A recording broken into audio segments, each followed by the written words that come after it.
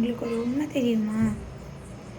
முதல் பிரசவத்தில் இருக்கிற அந்த ஒரு கவனிப்பும் அக்கறையும் ஒரு அன்பும் 2வது பிரசவத்தில் இருக்காது. முதல் பிரசவம் முதல் கன்சீவ் ஆகும்போது நமக்கு பிடிச்சவங்க கிட்ட நம்ம சொந்தக்காரங்கிட்ட சொன்னோம் அப்படின்னா, பரவாயில்லையே சீக்கிரம் விசேஷத்தை சொல்லிட்டீங்க அப்படின்னு சந்தோஷப்படுவாங்க. அடுத்து ஒரு 2-3 வருஷம் கழிச்சு சொன்னோன்னா, இதே சிரிப்பா, இது என்ன விளையாட்டா, இப்போ தானே ஒன்று பெற்றீங்க, அதுக்குள்ளே என்ன இன்னொன்று அப்படின்னு கேட்பாங்க. முதல் பிரசவத்தில்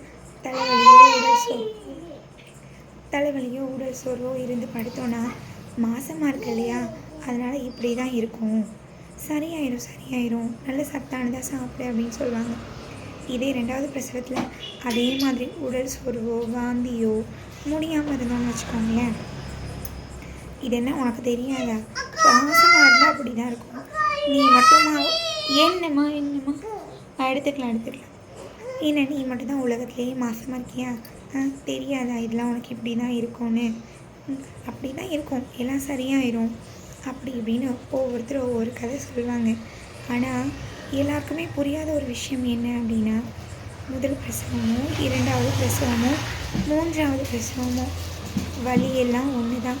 ஆனால் நீங்கள் யாருக்குமே புரியறதில்ல. என்னமோ முதல் பிரசவம் மட்டும்தான் தாங்கி பார்க்குறாங்க, அடுத்த பிரசவத்துக்கு தள்ளி வச்சு பார்க்குற மாதிரி இருக்கு. இந்த உணர்வு எனக்கு மட்டும்தான் இருக்கா இல்லை உங்களுக்கும் இருக்காங்கிறத மறக்காமல் சொல்லுங்கள். பிரசவமாக இருந்தாலும் சரி, எதுவாக இருந்தாலும் சரி, வலியெல்லாம் ஒன்று தான். ஆனால் அது யாருக்குமே புரிய போவதில்லை. இன்னொன்று என்னென்னா, ஒரு பெண்ணுக்கு இன்னொரு பெண் தான் எதிரியே தவிர, ஒரு பெண்ணுக்கு ஒரு ஆண் அவ்வளோ சீக்கிரம் எதிரியே ஆகிறதே கிடையாது. அவங்க கூட ஏதோ நம்மளோட வலிகளையும் உணர்வுகளையும் புரிஞ்சுக்கிட்டு நமக்கு ஏற்ற மாதிரி நடந்துக்கிறாங்க.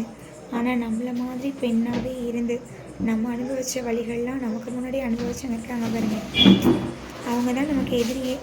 யாரும் சொல்ல வரேன்னு உங்களுக்கே புரிஞ்சிருக்கோம். அது வேற எதுக்கு டீட்டெயிலாக சொல்லிக்கிட்டேன், நம்ம கஷ்டம் நம்மளோட போட்டோம்.